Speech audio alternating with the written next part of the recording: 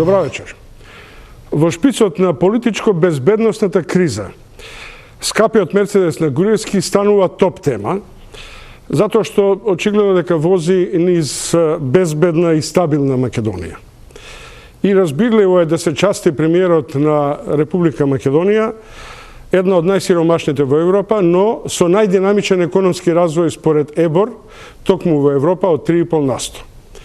Се разбира асоциацијата дека Еди Рама оди пеш од својот дом до резиденцијата или дека екс-словенечкиот председател исто така не користел службен Мерцедес, може би и не е пожелна и подобна.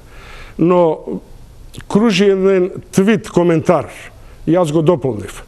Груевски со најновиот Мерцедес на Македонија, односно низ Македонија патува до македонско-грчката граница за да го земе Зоран Заев и да не поминува пеш преку границата. Толку за овој мизасцен кој Твитер заедницата во Македонија го користи со исклучителен дух на инвенција во коментарите. Странците со посредничка средба, голем компромис или неповратен конфликт. Како до привремена влада без Груевски и Заев?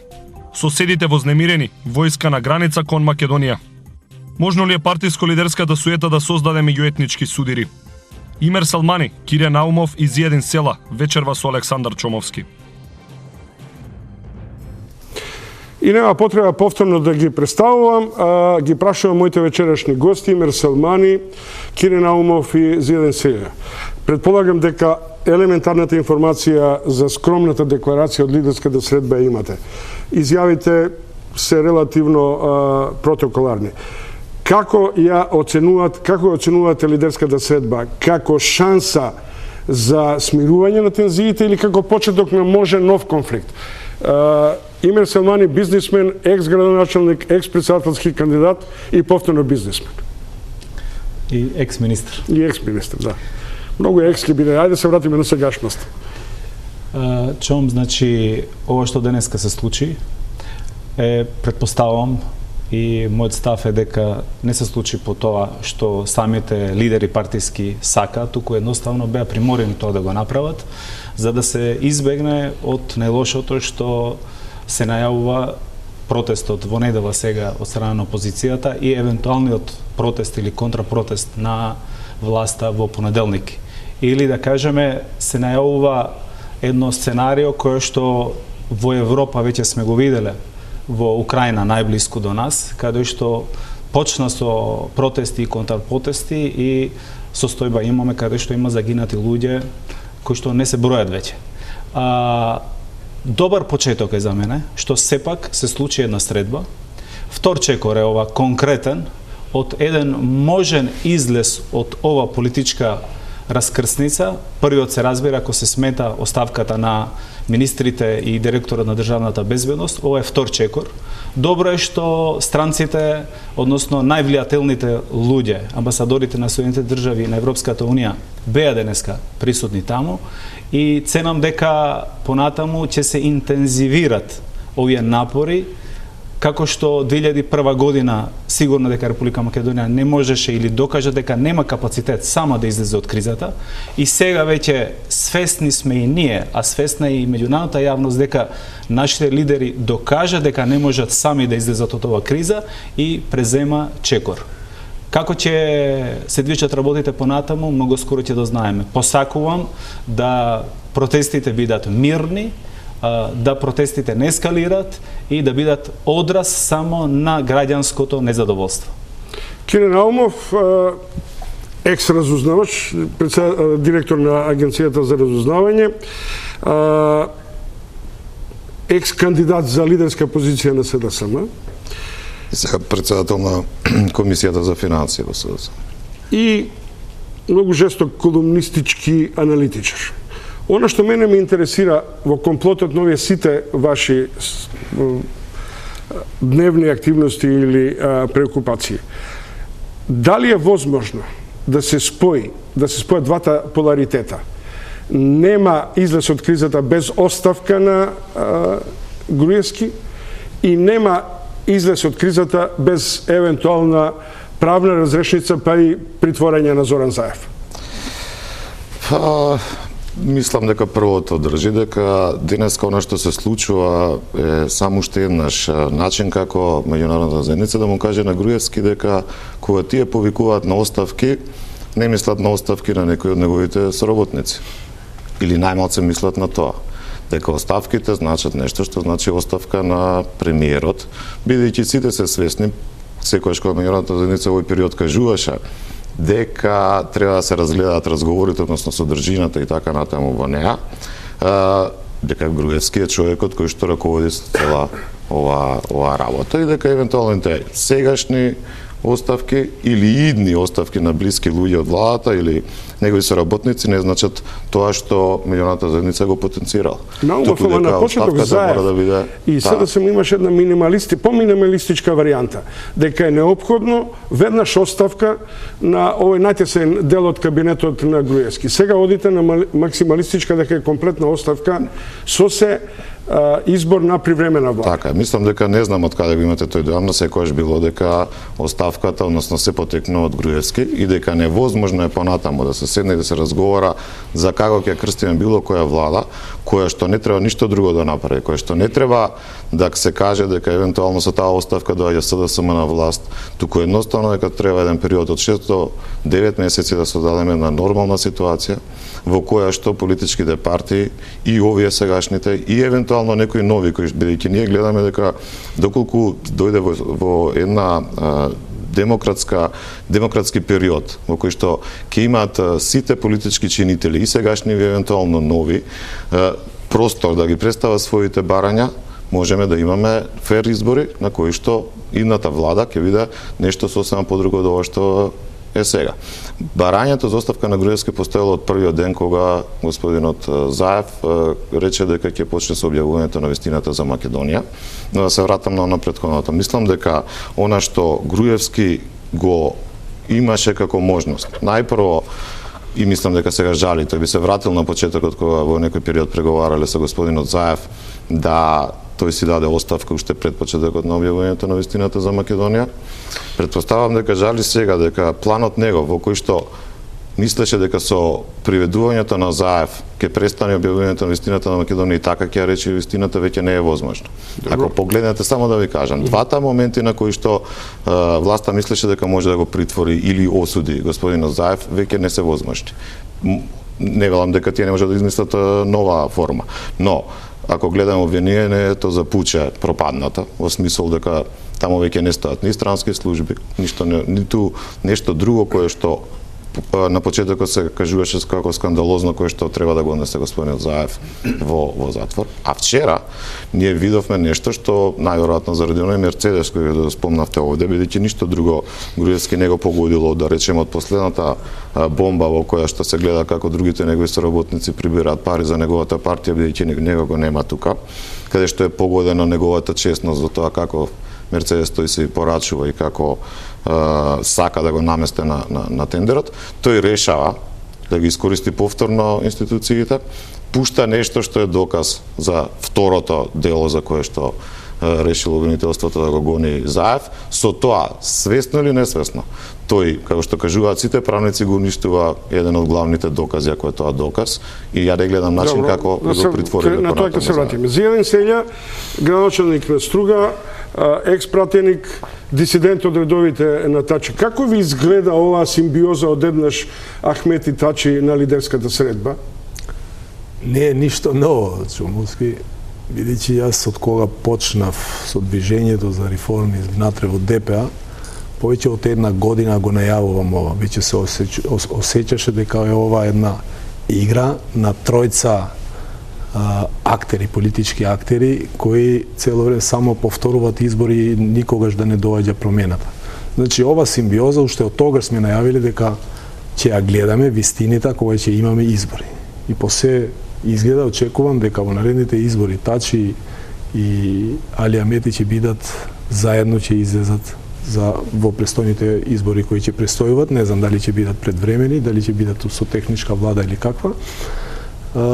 И повеќе од јасно е дека фактот што веќе 13 години и повеќе владее Дуи кај албанското општество со сите тие со нереализирани проекти и од поглед на Охридскиот рамковен договор и од поглед на сигурноста на граѓаните, повеќе јасно е дека се работеше за една политичка игра која има за цел Али Амети да го држи на власт, а од друга страна Мендо Тачи да биде само во опозиција, а тоа не е случајно, бидејќи самиот тој, господинот Тачи, не е дел од опозицијата, бидејќи гледаме дека многу се блиски и од прислушкувањата излезе дека тие се дел од власт.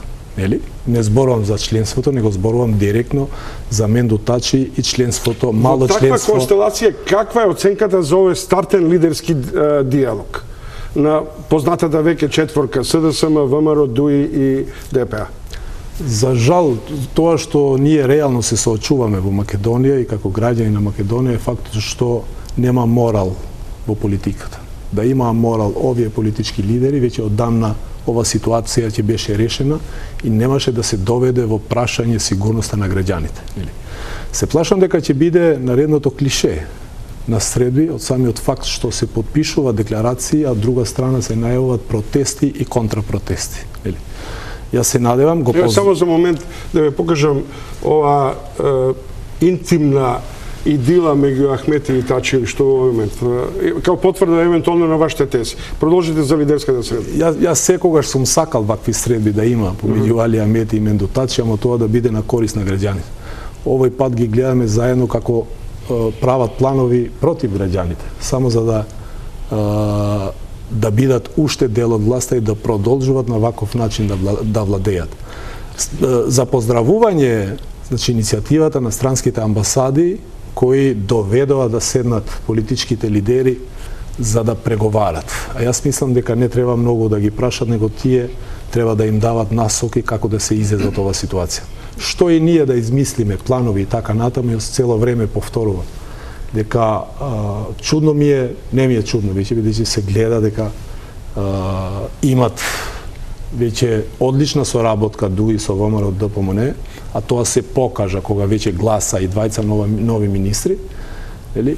А фактот што ДУИ е уште на влада и ако некој сака уште да биде дел од владата и легално, нели, преку гласање на некоја нова влада на Груевски, тоа ќе го зголемува ризикот за да се прават секакви сценарија за да обстојува ова политичка гарнитура на власт. Села, Селмани и Наумов.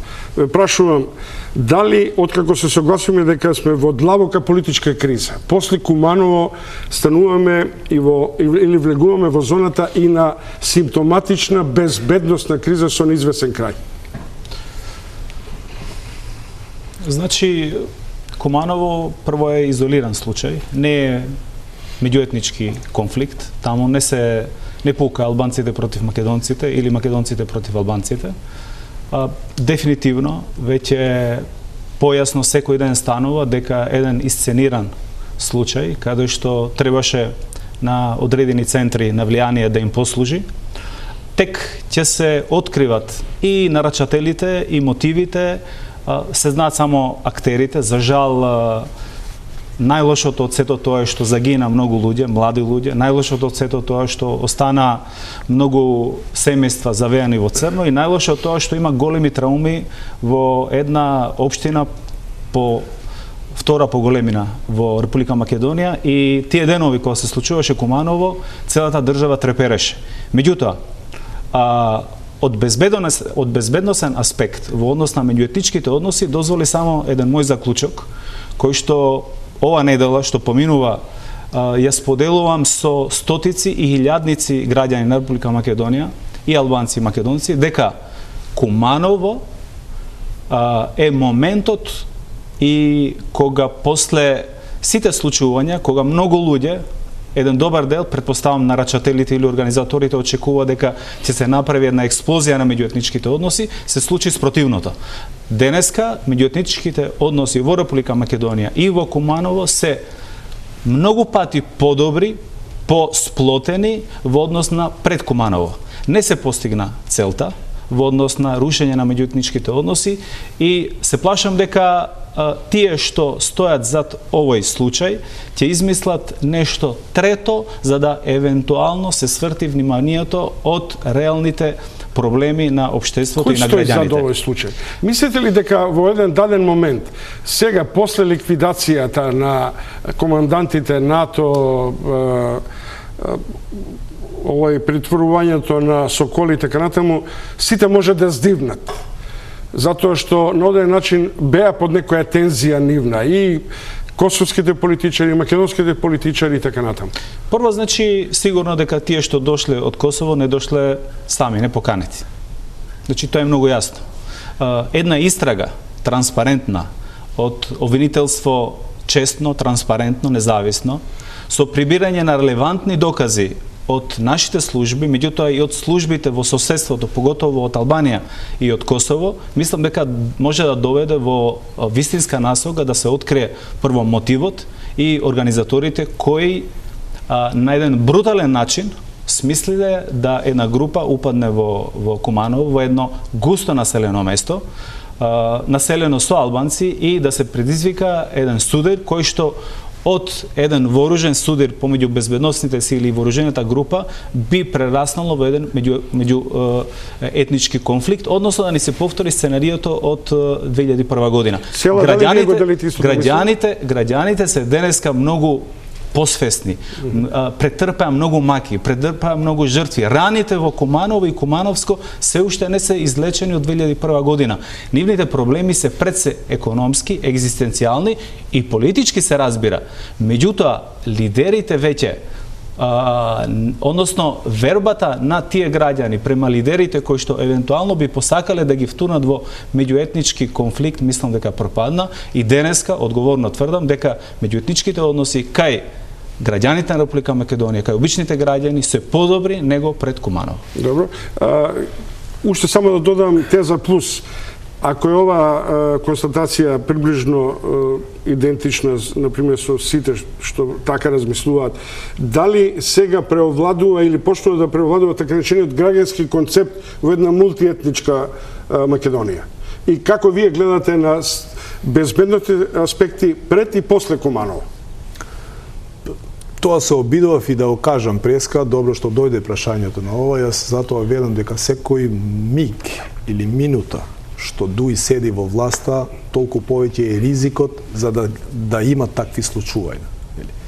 Во моментот кога Дуи нема да биде дел од власта, ќе има техничка влада. Ако нема поддршка Груевски од сите политички партии кои се во собранието, ќе има по автоматизам техничка или експертска или било каква влада да биде наречено.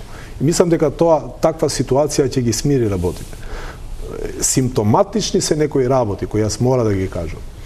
Има информација дека во Гошинце пред 2 месеци имало околу 40 полицајци. Симптоматично е тоа како се сведе после 2 месеци во моментот кога се случи Гошинце да има само 4 полицајци. Кога веќе се очекуваше дека нешто ќе биде, нели?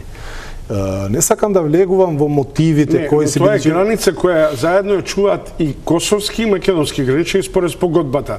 Ако вие велите дека се поврекле македонските граничани, има идентична информација за косовските граничани? Таква информација немам. Знам дека информацијата од внатре, според некои изјави на некои кои биле таму и кои работат, е дека од 40 полицајци во моментот кога се случи Гошинцо се само 4 полицајци.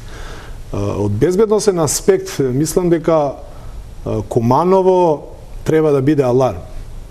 Висина е дека ние во моментот, никогаш во незината историја, Македонија немало најдобри меѓуетнички односи.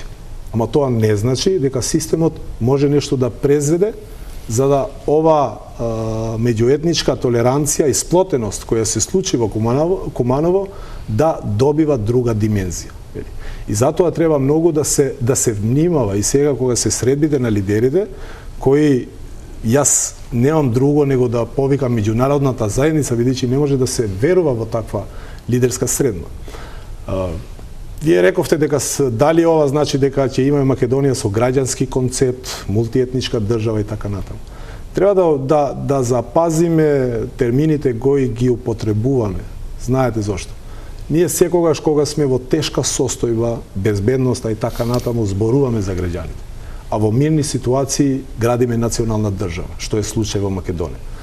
Не зборуваме за меѓуетничко општество, а реално имаме меѓуетничка држава. Во Уставот на Република Македонија не стои меѓуетничко, мултиетничко држава, дека Македонија е мултиетничка држава. Но стои дека Македонија е мултиетничко општество, што ништо не значи. И мислам дека решението и излезот на кризата е да се отвори вистинскиот диалог. По се изгледа, ние не добивме лекција од 2001. Одма заборавивме што ни се случуваше тогаш, одма заборавивме дека каква е војната и што значи војна и почневме одма после подпишувањето на Охридскиот рамковен договор да го кршиме истиот.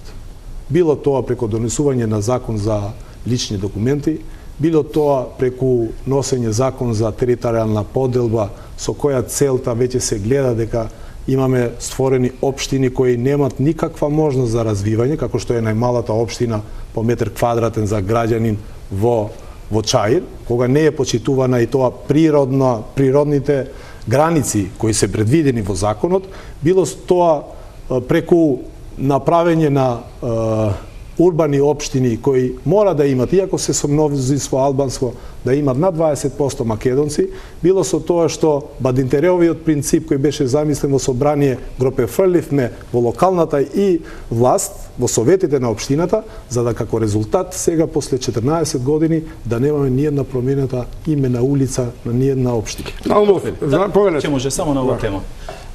Република Македонија има една добра шанса. И нормално, законот за јазици извини. Има една добра шанса.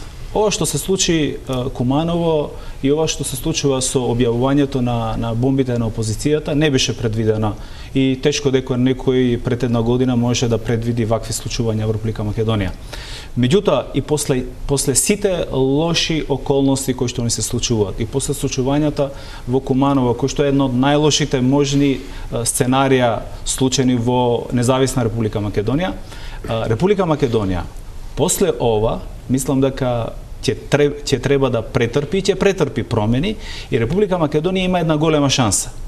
Оно што господинот Зијадин се наврати на односите меѓуетнички. Вистина е дека Република Македонија денеска е една држава со две општества.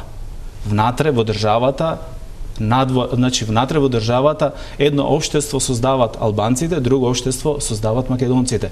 Е моментот кога можеме ние од една таква состојба, почитувајќи го пред се и спроведувајќи го Охридскиот рамковен договор и општите правила кои што важат демократски во развиена Европа, да станеме една држава, едно општество со два народа. Добро. Наумов, само еден мал прекин, бидејќи сакам идејата која, бидејќи сега го користиме и така е. Значи сплотеноста помеѓу македонците и албанците во Куманово доведе да немаме некој поголем конфликт меѓуетнички, нели? Баш тој моментум треба да се одрази и на начинот кој како треба да биде организирана државата од уставен аспект. Македонија е бинационална држава и само сплотеноста помеѓу албанците и македонците ќе доведе до стабилна држава. А тоа треба да се одрази и во уставот, тоа што го видовме во улиците на Лаѓа Тримава. И без 2/3 од актуелните политичари. Тоа се подразбира. Многу што амбициозно. Наумов, малку избегавме од почетната ситуација, тезата. Дали влегуваме во сериозни искушенија на безбедносна криза? Од два аспекта. Малку пошироко, регионална. Трупаат, вулгарна варијанта. Бугарите ставаат војска на граница, косовците исто така. За цело чудо грците стојат релативно ноншалантно, србите ја покренаа својата војска. Во меѓувреме српски извори преку курир се разбира во разузнавачките пренесуваат ЦИА извештај дека предупредување дека Балканот би можел да биде нов судир на голема Албанија со православен сојуз Србија, Македонија, Бугарија и Грција. И да не зборам сега фаталистички сценарии. Мислам не. Значи мислам не и ќе кажам оно што веќе сосема јасно, не треба да имате никакво искуство од разузнавачко или било какво, веќе јавноста го зборува тоа, сите го зборуваат тоа уште вечерта. Значи ова беше последен обид и најверојатно најпоследниот е на 18. Куманово беше предпоследен, оно е на 18, каде последниот обид да како оваа власт се направи хаос, од кој што можеби ќе се спаси од оно што неминовно иследува. И веќе многу луѓе стојат на тоа. Значи, видите, ние станавме крајно безчувствително општество во овие 10 години, ако приметите сега, не се поминати 5 дена откако 8 луѓе од едната страна и 10 од другата страна погина, ние веќе не ги споменуваме.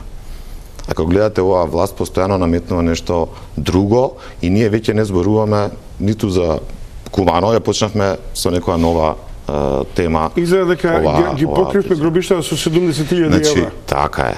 Оваа власт мисли дека бидејќи секогаш како некој размислува во својот живот дека се важни пари и само пари, дека секогаш може со пари да надополни нешто што изгубиле најмалку што може да го направат тоа се човечките животи. И да се вратиме на проблемот.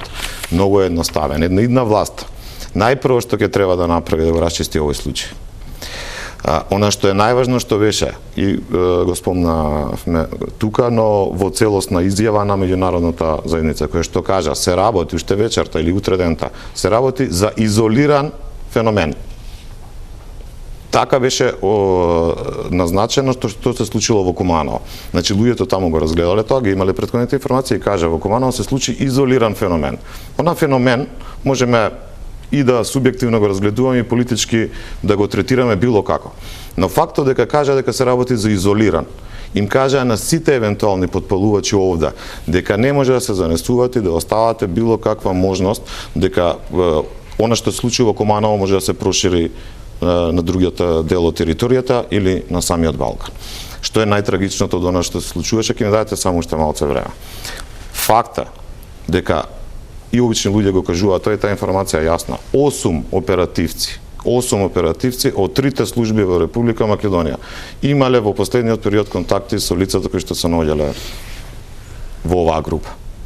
8 оперативци по различни основи. Тоа било нормално доколку ги разубедиле групата да не прави. Прашањето е следно, Чомовски. Во една истрага ќе мора брза. Новата власт прво што треба да го расчисти ова. Ова е најгнасното нешто можеби што до сега сме го слушнале и виделе. Треба да се распраша што правеле тие оперативци. Превенирале ли?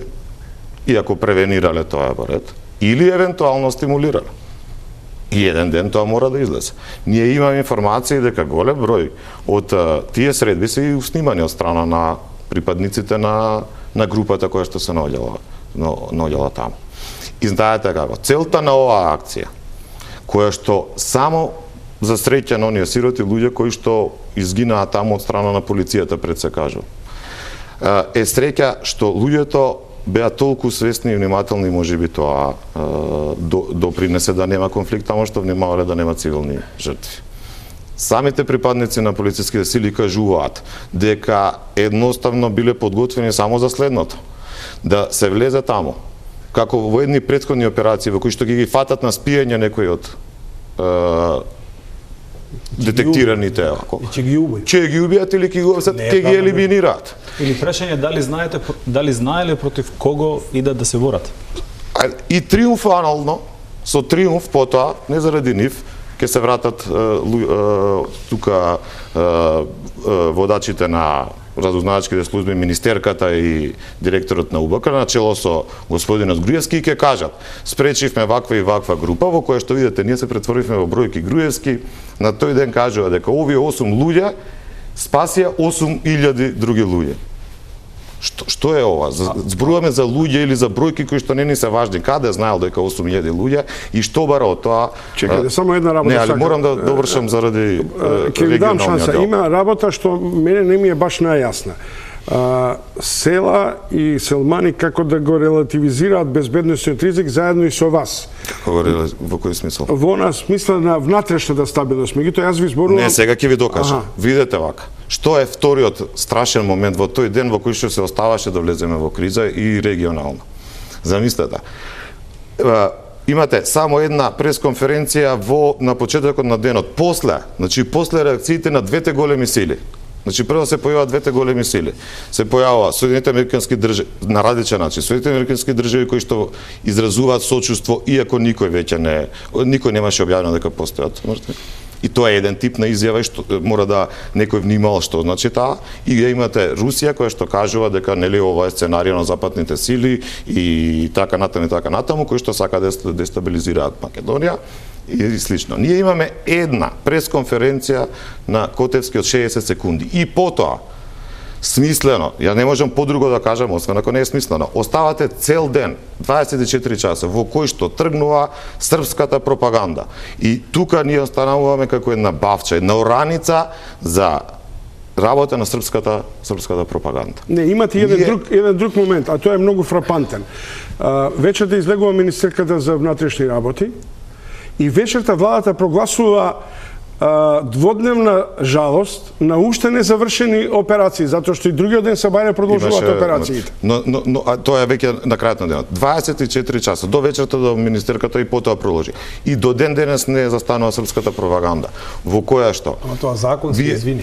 Сега гласени се толку закони за соработка помеѓу, не знам, полиција, тајни структури, амбасади. Ова влада други ВМРО тоа го има направено. Тој ден ние го остававме, го хранеше овој режим, го хранеше режимот на Србија, односно на господинот Вучич. Видете, ние имавме, можете да излезете со една изјава во која што кажува уште тој момент Србија ја брани границата со Македонија. Избегале граничарите, односно полицајците кои ја следат границата и тој веќе натрупа трупи.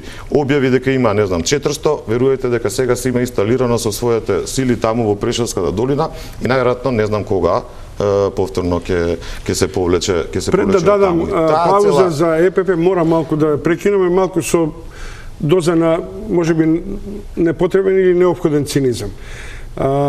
Села беше се виде со граѓаните во Куманово. Заев направи одличен потек со тоа што замина. Меѓутоа, дали некој на вашиот лидер му кажал дека е непримерно на таков настан да правиш селфи?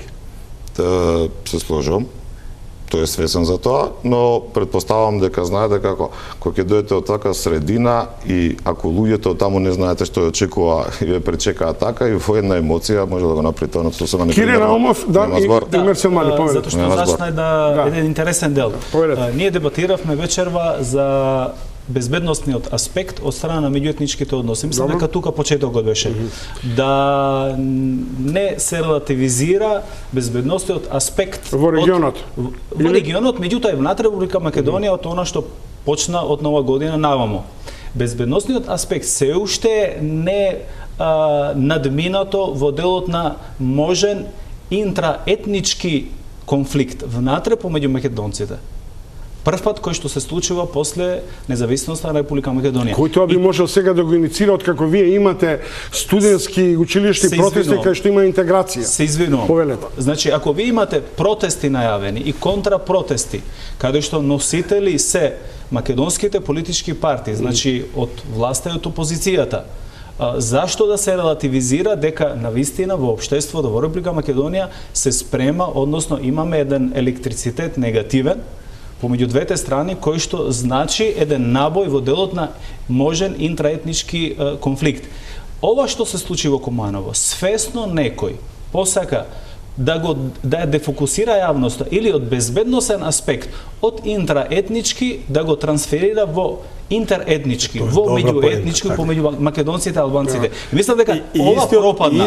Ова втората теза, вториот покушај пропадна. И јас посакувам да не ни се случи ниту ова, затоа што исто колку што е ризично ова второто, можното интеретничко што сме го виделе во 2001 година, може да биде уште полошо ова првото, внатре помеѓу самите македонци. Добро, Имер Селмани, Зијадин Села и Кирил Наумов и натаму се во студиото ЕПП, а потоа за еден поширок контекст околу стравот што може да се случи во недела и понеделник, така наречениот опасност од македонско-македонски конфликт или стравувањата дека тоа може да прерасне во своја урбана пресметка и да излезе од рамките на партиските промоции. Значи ЕПП и се враќаме назад во студиото.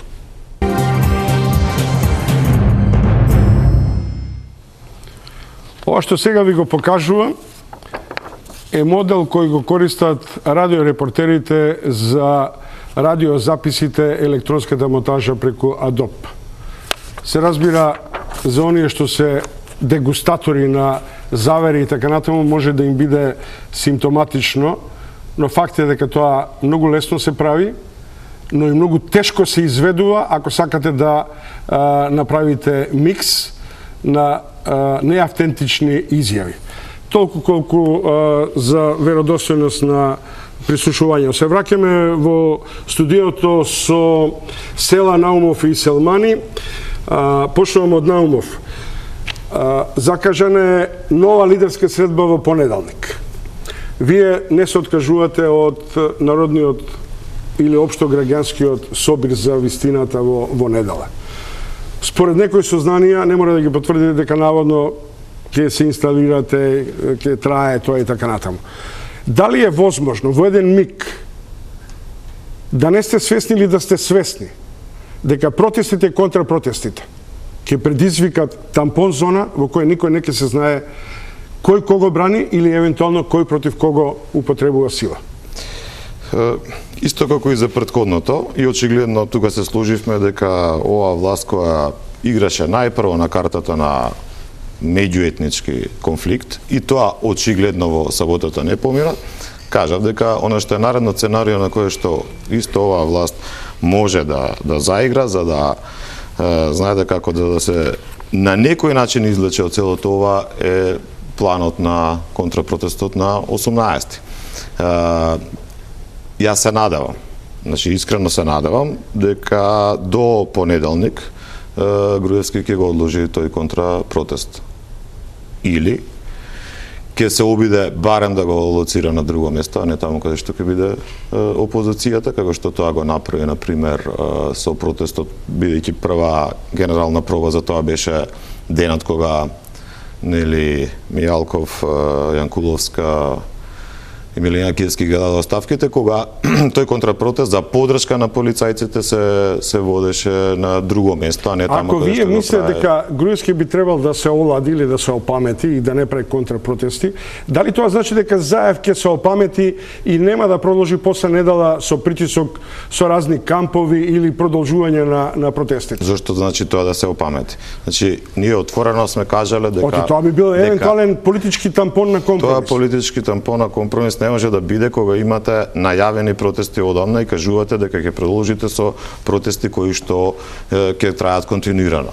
Имено, протестите започна и без организација на СДСМ, ако се сеќавате, спонтано од денот кога беше објавена бомбата за Мартин Ешковски, и таа, како што и сами кажувате, е сосема чисто граѓанско движење во кое што учествуваат сите етнички заедници. Истовремено и протестот кој што се случува на 17. Ако можете да забележите, многу малци или воопшто Социјалдемократскиот сојуз или Заев кажува дека е чисто партиски или чисто протест кој што е предводник е Социјалдемократскиот сојуз, но повикани се сите оние кои што се антивладино ориентирани. И едноставно нема ни една причина зашто Социјалдемократскиот сојуз би излегол, односно би престанал со протестот, односно би го сменил сценариото за тоа како треба да продолжи. Она што мора да го обезбеди на денот и понатаму, и опозицијата како организатор во овој случај, е да се обиде да ги елиминира сите можности за евентуални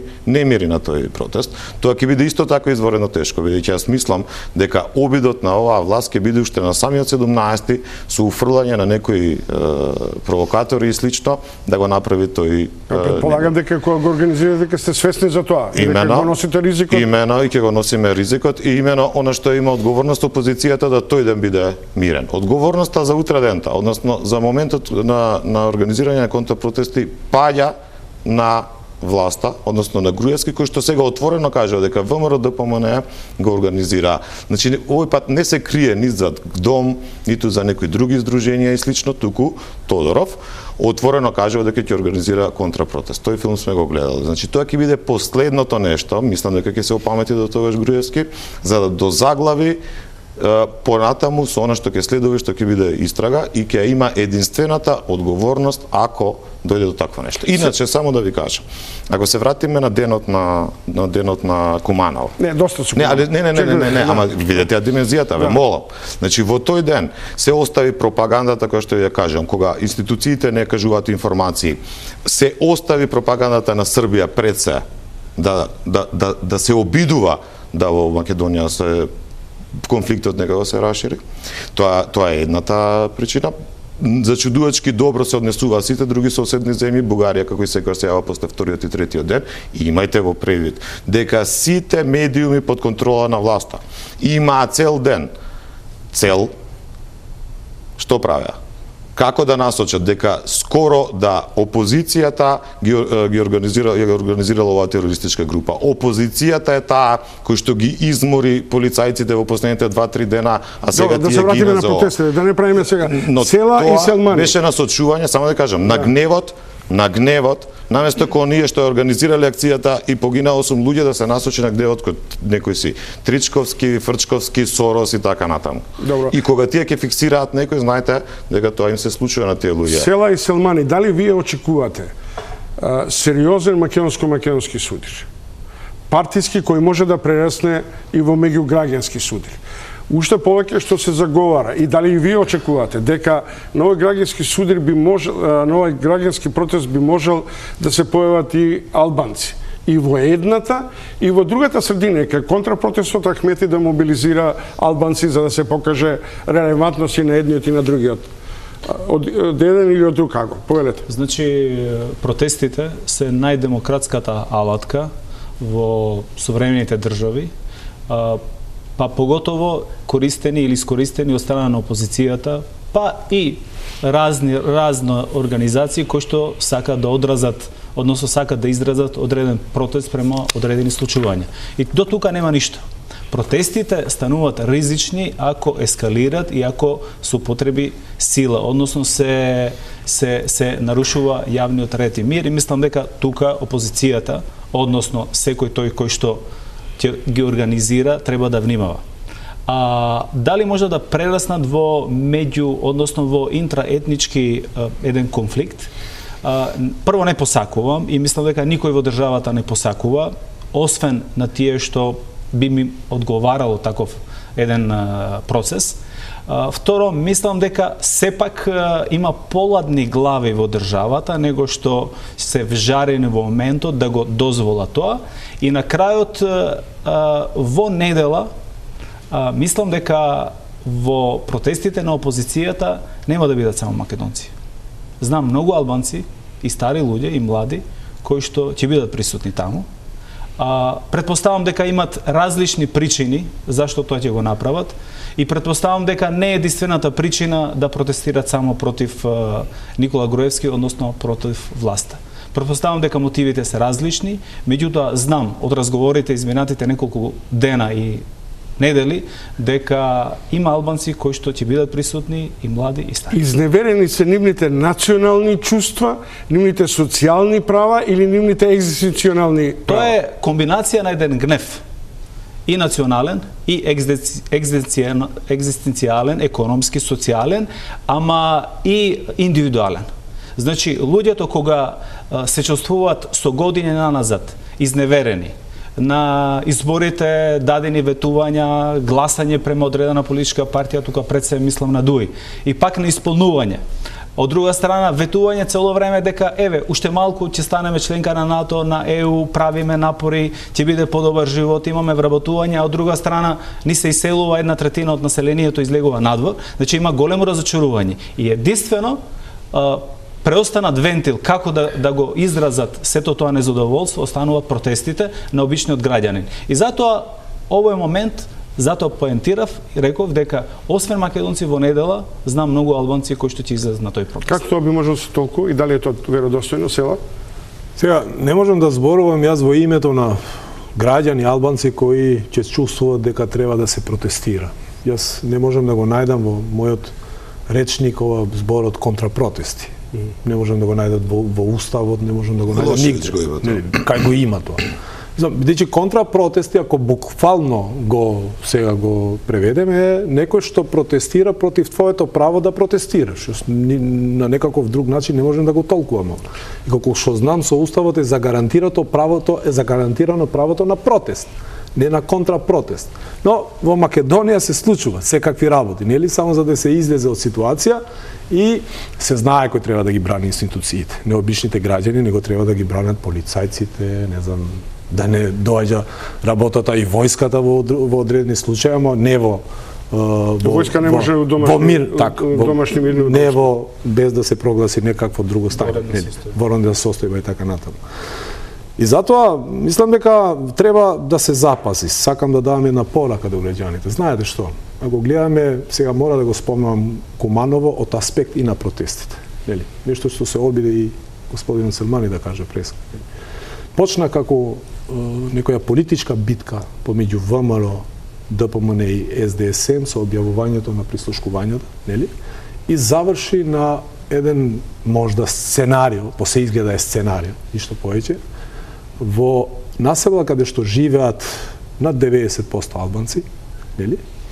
И заврши и сега целата јавност и надворешната јавност зборува за некаков, не знам, и доби и меѓународни димензии сега. Гледаме Бугарија се доближува, Србија се доближува, само од Албанија ништо не се случува од нивната страна. Зашто границите кон Албанија се отворени, така што албанско население гравитира. Тоа покажува многу и за односот кој албанската држава го има кон Македонија. Секогаш фер однос, без никакви позадини, од друга страна македонската држава се обидувала секогаш да има добри односи со Србија.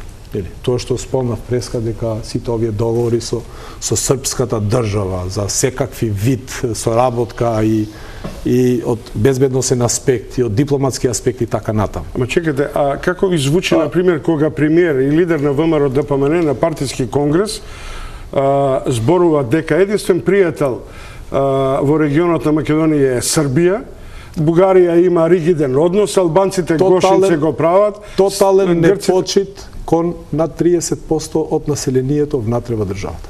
Ако Македонија треба да има некоја си соработка со државите кои се во околината, треба да има со албанците. Заради почит кон 30% од населението што живее тука. Сакам да ја завршам поентата.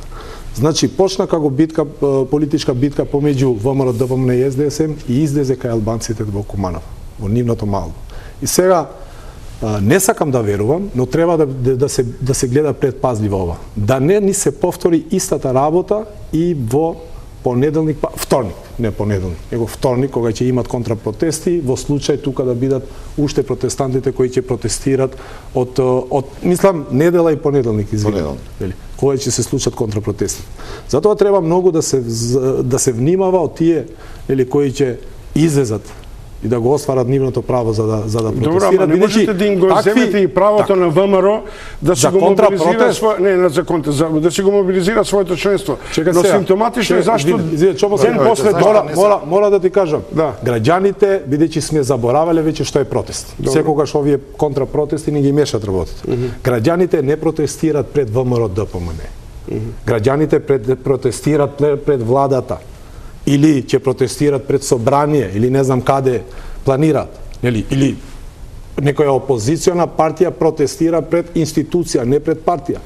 И тоа не му дава право на некоја партија да организира контрапротести. Јас велам, треба многу да се внимава од страна на албанците. Значи, знаете што, сега ние се обидуваме да имаме заеднички протести, ама тоа да не биде само за цел за да стигнеме на власт. Ако сакаме да имаме заеднички протести, треба да имаме и заедничка држава и заеднички устав, кој ќе ги третира и албанците и македонците на исто ниво. А тоа го немаме.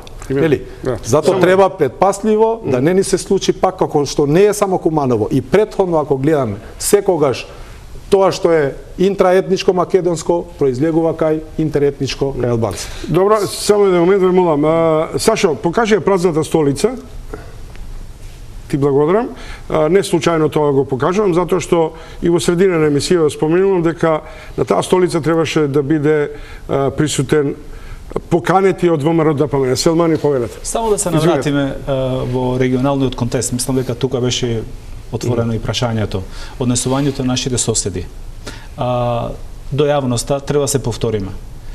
Србија беше таа која што туркаше цел ден бензин на една искра која што се случи во Република Македонија. Се најави на 12-ти, голем со сите, да кажеме, шпекулации, дезинформации, па и натрупувајќи жандармерија и војска на самата граница. Со слики, со изјави и така натаму, со вонредна седница на нивната влада. Внимателно само прочитајте ги изјавите на владата, односно на Министерството за надворешни работи на Косово и на Албанија. Тие се најсмирувачки. Тие се во поддршка на спроведување на законите, процедурата и демокрацијата внатре во Република Македонија, цело време потенцирајќи и спроведување на Охридскиот рамковен договор. Значи, од една страна, не треба да заборавиме дека на денот кога најтешко можеби беше на Република Македонија, пак од страна на Косово имавме поддршка како држава да го решиме тој проблем што се појави и од страна на Албанија.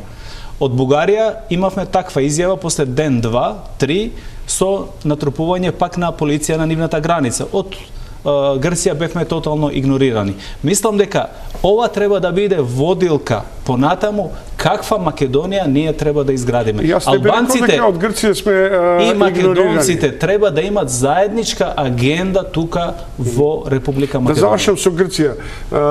Грција не трупа војска на границата и што е најважно, во шпицот на кризата Поповски и грчкиот министер за надворешни работи остварува диалог и најавена е посета на грчкиот министер за надворешни работи. Неспорно, значи сите соседи Бугарија, она што случува сега после изјавата на Борисов таму, кој што прво го повикува Груевски си даде оставка и дека може повторно да победи, понатаму во неговите изјави, она што му е важно е дека 90.000 пасоши, односно 90.000 луѓе може да евентуално избегаат во Бугарија. Тука е опаската за тоа колку, да се ја каже бројката за тоа колку луѓе земали, ако знае дека пред се тоа е од економски аспект, односно тоа е исто како Србија дека вика почнува бран кон Прешево и така и ја затворија границата, не е баш исто затоа што е малце подоста. Ги отвара вратите на Бугарија за 90.000 бугари во Македонија. Но она што го правеше српската пропаганда беше сосема нешто друго, и јас повторно мислам. Тука знаете како не е дека, не знам, Груевски повеќе ја сака Србија или Србите, он не сака никого, освен себе си и фамилијата, но сега во моментот во Србија гледа еден режим кој што меѓу себе може да се хранат помеѓу себе, имаат одлична соработка во тој аспект и тоа е основната. Како може да се хранат кога како брзи воз Вучич оди кон започнување на преговори, ние стагнираме од се? Во тој аспект да, но имаат многу допирни точки. Вие гледате, на пример, првата изјава дека ќе имаме предвремени претходни избори беше кога Вучич излезе од Дани, дојде од Белград, кога Вучич излезе од средбата со Груевски, отиде во Белград и кажа дека ќе има предвремени избори. Контактите нивни на соработка, посебно во времето кога беше Дачич министер за внатрешни работи и Гордана Јакуловска беа секојдневни, но повторно ви кажам, не е тоа толку заради тоа што мисли дека србите се добри, туку тие два режими се многу слични. Ако гледате во Србија, режимот на Вучич го имитира или го повторува сето она што се случува тука во еден недемократски правец. И само ова да ви кажам, она што го кажувате, дека членовите на ВМРО ДПМН исто имаат право на протест, тоа е точно, исто како сте кажале, дека отприлика и возачите на ЈСП имаат право на протест да отидат пред СДСМ и да протестираат. Мислам, не ве разбирам. Точно е дека имаат право овие членовите на ВМРО ДПМН, но стварно треба да објаснат зашто тоа протестираат. Бараат оставка од Заев да биде СДСМ, она што вчера вашиот пријател Илија Димовски го кажа. Бараат Тоа ли? Ќе бараат оставка за градоначалник од Струница, па во ред одете штракувате пред еден бесплатен пиар да бев на ваше место, бидејќи сигурно 100 луѓе бевте тамо, ќе излезев, ќе се качав во автобусите и ќе се извозев со нив, но тоа е вака повеќе како резултат на департизација на ЈСП. Поштовани гледачи, следите дебата во кој учествува Зијадин Села, градоначалник на Струга, Кире Наумов, аналитичар и член од председател на економската комисија на СДСМ, Имер Селмани, бизнисмен и екс-министер и се тоа поред екс. Пред да почнеме да разговараме за можната разврска, особено по ставките и евентуалното разрешување на кризата што би произлегла, вклучувајќи и со анализа на случувањата на Куманово, на тоа дали и каде е погрешено и така натаму, дали е возможно, например, да има специјален суд за истрага на овој случај и на сите други.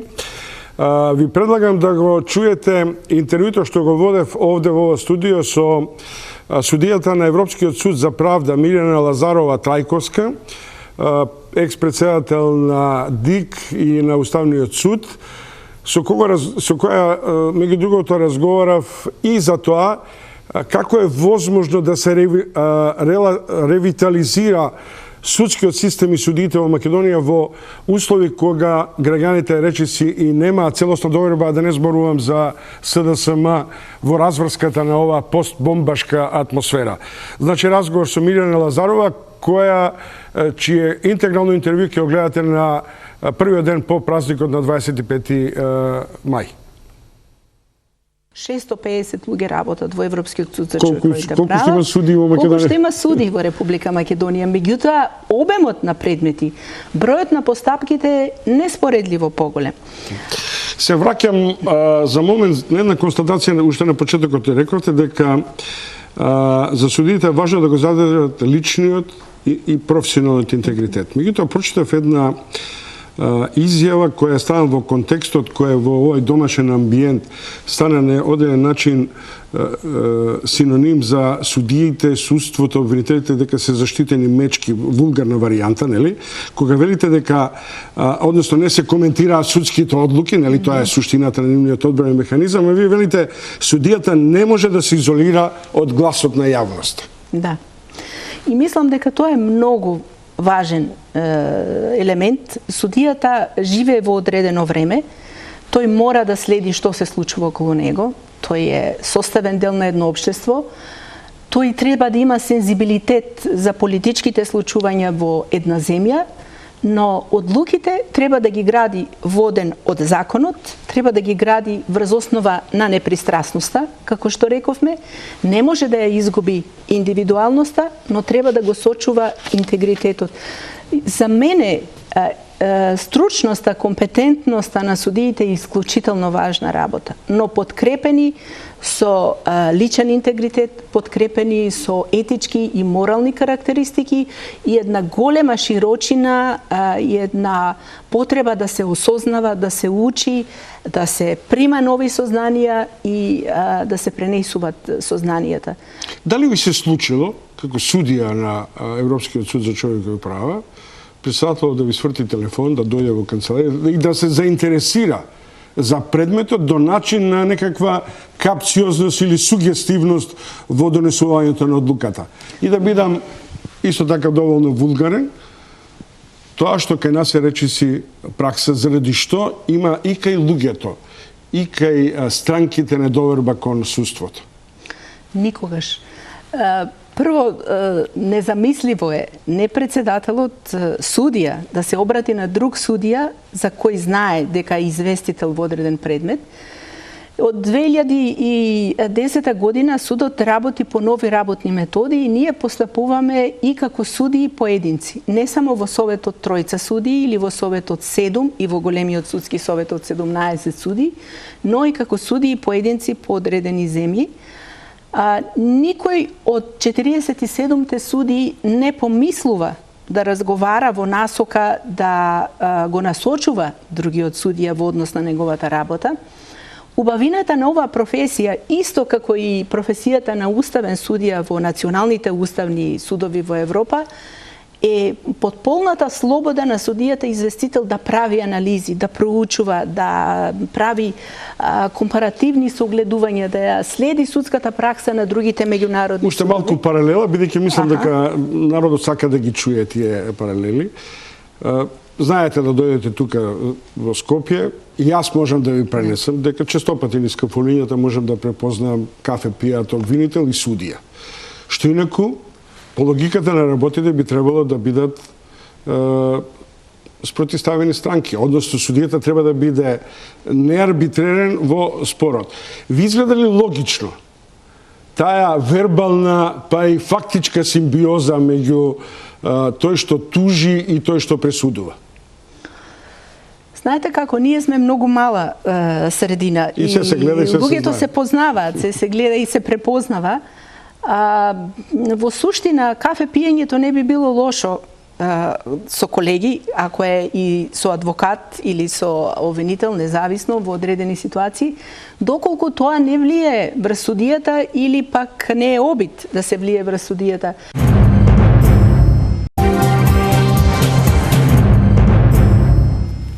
Откако искеширавме, се враќаме сега на панел дебатата. Ви давам по 3 до 4 минути за поенти, со таа разлика што ќе констатирам, за да не враќаме. Заев бара привремена влада, специјален суд за истражни действија.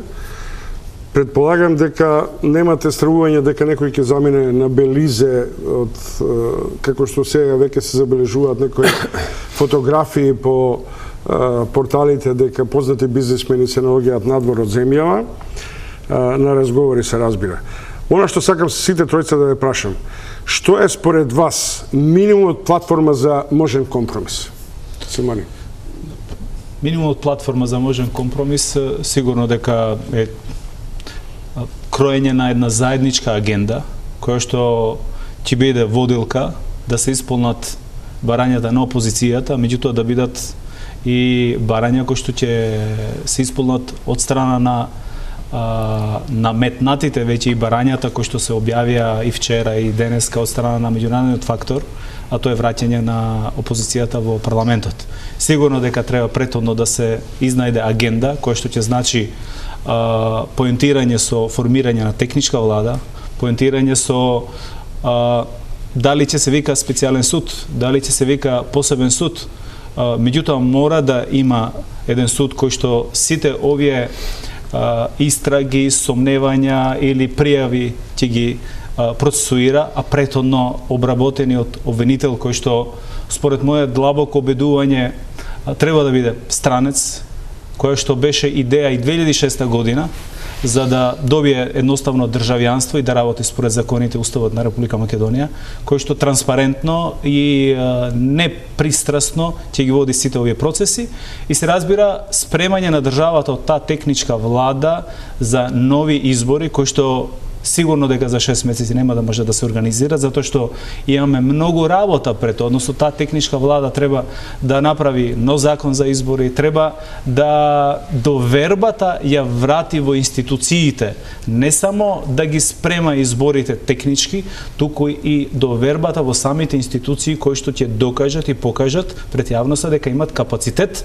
да изслужат на граѓаните. И се разбира со едни демократски избори да финишира и кој ќе ја добие поддршката, тој да ја води државата понатаму. Цела појнат.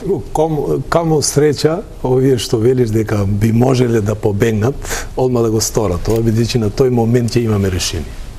Значи тоа е проблемот. Мислам дека и тоа е начинот како да се излезе од оваа ситуација. Ако бегат од власта, овие што се вистинските виновници сега за ова состојба во која се наоѓа народ, мислам дека тоа е една решение. Нека после ќе има време за да се отворат нели други работи. Значи ситуацијата е многу сериозна бидејќи мислам дека граѓаните ни бегат од државата и тоа е проблем. Значи со збиднувањата во Куманово имаше многу граѓани кои бега излегуваа во Косово или имаше во Прешево албанци кои се таму. Мислам дека до негде тоа што се случи во Куманово беше терор над цивилното населението од страна на државата. Другите работи треба да ги собереме како биле, што биле. Можда вооружените лица биле таму за некоја друга причина, ама тоа не знаме, да не се навратиме. Во ова ситуација, најпрво што треба да се направи, треба да се договори влада на широка, не техничка влада, него национална влада или експертска влада нека биде. Не мислам дека решението ќе биде техничко влада каде што ќе присуствуваат само политички министри и кои после сите заедно ќе мислат само на нивните политички апетити. Другото, мислам дека процесот јас мислам дека треба да дојде специјално судство тука во Македонија. Бидејќи најголемиот проблем во државата е правниот систем, не функционира.